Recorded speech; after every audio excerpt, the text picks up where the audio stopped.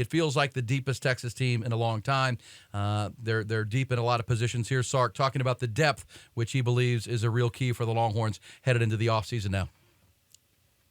I think the biggest thing we found out about our team is I think we have really good depth on this team. You can go position by position, and I feel very comfortable if the starter isn't in, the backup doesn't look much different. And I don't know, we haven't been in that space here my first couple years. We've been in a space where maybe one position was that way, but at another position it was like, man, if so-and-so goes down, we're in real trouble.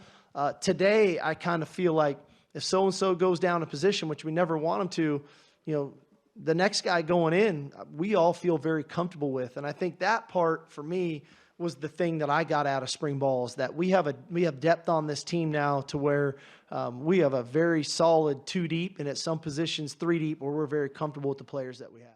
A lot of depth, and we'll hear Sark coming up before we wrap this thing up in our fourth quarter in our episode 6 of the Eyes on Texas multicast, recapping the Texas spring game with highlights and Coach Sark comments. Also heard from Jalen Ford here. But, Mike, one of the things I love about our multicast and the content people are going to get is your eye, because you're not just looking at Texas, you're driving around and you're going to other campuses, so you're seeing other teams.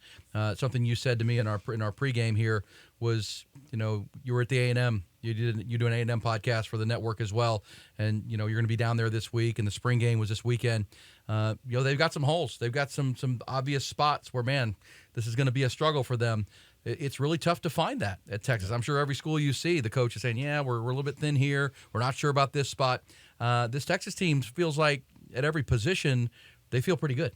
I mean, Jimbo's going into his 6th year, and they had to do all-time offensive line because they only had 7 guys that are healthy up there, right? And Texas is able to split squad going into year 3 for Sark. And so, you look at A&M roster, and they're going to have to figure out offensive tackle. They're going to have to figure out linebacker. There's some spots where you go, well, that's not good enough yet, right? But for Texas, to Sark's point, I don't know what that spot is. Maybe we get to October and this isn't true. Like the cornerbacks disappoint, or the wide receivers don't live up to expectations, or the running backs maybe don't live up to the hype behind that offensive line. But on paper, you can't just isolate a spot and go, that's what's going to cost Texas this year. It does feel like one of those years where Texas can go as far as Texas takes itself. Yeah,